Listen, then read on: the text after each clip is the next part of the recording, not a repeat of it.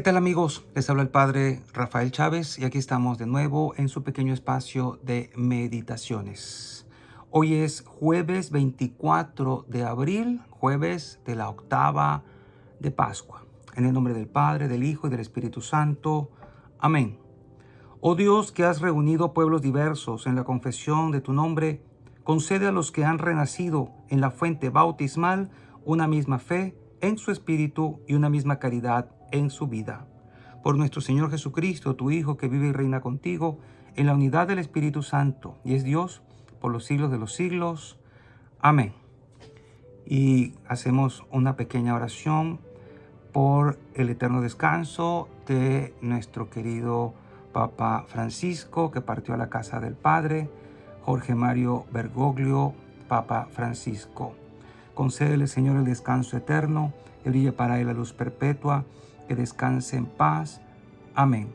Padre nuestro que estás en el cielo, santificado sea tu nombre, venga a nosotros tu reino, hágase tu voluntad, en la tierra como en el cielo. Danos hoy nuestro pan de cada día, perdona nuestras ofensas, como también nosotros perdonamos a los que nos ofenden. No nos dejes caer en la tentación y líbranos del mal. Amén.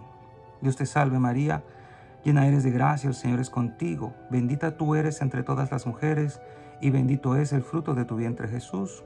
Santa María, Madre de Dios, ruega por nosotros, pecadores, ahora y en la hora de nuestra muerte. Amén. Concédele, Señor, el descanso eterno, que brille para él la luz perpetua, que descanse en paz. Amén. Que el alma de Jorge Mario Bergoglio, Papa Francisco, y la de todos los fieles difuntos, por la misericordia de Dios, descansen en paz. Amén. Y tenemos hoy como primera lectura el libro de los Hechos de los Apóstoles, capítulo 3, versículos del 11 al 26. Como el paralítico curado por Pedro y Juan no se les despegaba, todo el pueblo, asombrado, corrió hacia ellos al pórtico de Salomón. Al ver a la muchedumbre, Pedro les dirigió la palabra. Israelitas, ¿por qué les causa admiración esto? ¿Y por qué nos miran de ese modo? Como si por nuestro poder o nuestra virtud hubiéramos hecho andar a este hombre. El Dios de Abraham, de Isaac y de Jacob, el Dios de nuestros padres, ha glorificado a su siervo Jesús, a quien ustedes entregaron a Pilato y a quien rechazaron en su presencia cuando él ya había decidido ponerlo en libertad. Rechazaron al santo, al justo, y pidieron el indulto de un asesino. Han dado muerte al autor de la vida, pero Dios lo resucitó de entre los muertos, y de ello nosotros somos testigos. El nombre de Jesús y la fe en él es lo que ha robustecido los miembros de este hombre al que están viendo y todos conocen. Esta fe es la que le ha restituido completamente la salud, como pueden observar. Ahora bien, hermanos, yo sé que ustedes han obrado por ignorancia, de la misma manera que sus jefes, pero Dios cumplió así lo que había predicho por boca de los profetas, que su Mesías tenía que padecer. Por lo tanto, arrepiéntanse y conviértanse para que se les perdonen sus pecados y el Señor les mande el tiempo de la consolación y les envíe de nuevo a Jesús, el Mesías que les estaba destinado, aunque Él tiene que quedarse en el cielo hasta la restauración universal, de la que habló Dios por boca de su profeta desde muy antiguo. En efecto, Moisés dijo: el Señor Dios hará surgir de entre sus hermanos un profeta como yo. Escuchen todo cuanto les diga. Quien no escucha al profeta será expulsado del pueblo. Todos los profetas a partir de Samuel anunciaron igualmente estos días. Ustedes son herederos de los profetas y beneficiarios de la alianza que Dios hizo con sus padres cuando le dijo a Abraham: tu descendencia será fuente de bendición para toda la humanidad. Para ustedes, en primer lugar, ha resucitado Dios a su siervo y lo ha enviado para bendecirlos y ayudarlos a que cada uno se aparte de sus iniquidades. Palabra de Dios, te alabamos, Señor. Salmo 8. Qué admirable, Señor, es tu poder. Aleluya. Qué admirable es, Señor y Dios nuestro, tu poder en toda la tierra. ¿Qué es el hombre para que de él te acuerdes? Ese pobre ser humano para que de él te preocupes. Qué admirable, Señor, es tu poder. Aleluya. Sin embargo, lo hiciste un poquito inferior a los ángeles. Lo coronaste de gloria y dignidad. Le diste el mando sobre las obras de tus manos y todo lo sometiste bajo sus pies. Qué admirable, Señor, es tu poder. Aleluya.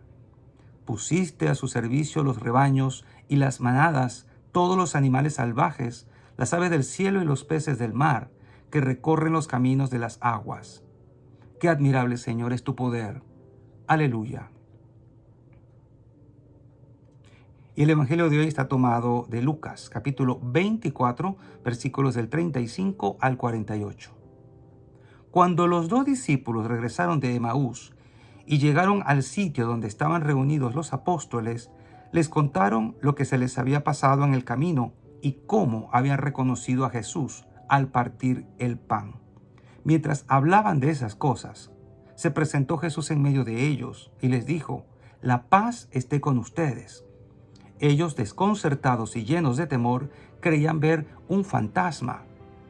Pero él les dijo: «No teman, soy yo». ¿Por qué se espantan? ¿Por qué surgen dudas en su interior? Miren mis manos y mis pies. Soy yo en persona. Tóquenme y convénzanse. Un fantasma no tiene ni carne ni huesos, como ven que tengo yo. Y les mostró las manos y los pies. Pero como ellos no acababan de creer de pura alegría y seguían atónitos, les dijo: ¿tienen aquí algo de comer? Le ofrecieron un trozo de pescado asado.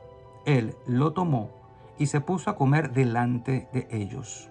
Después les dijo: lo que ha sucedido es aquello de que les hablaba yo cuando aún estaba con ustedes, que tenía que cumplirse todo lo que estaba escrito de mí en la ley de Moisés, en los profetas y en los salmos. Entonces les abrió el entendimiento para que comprendieran las Escrituras y les dijo: está escrito que el Mesías tenía que padecer y había de resucitar de entre los muertos al tercer día, y que en su nombre se había de predicar a todas las naciones, comenzando por Jerusalén, la necesidad de volverse a Dios para el perdón de los pecados. Ustedes son testigos de esto. Palabra del Señor. Gloria a ti, Señor Jesús. Hoy el episodio del encuentro de Jesús con sus discípulos después de la resurrección sigue.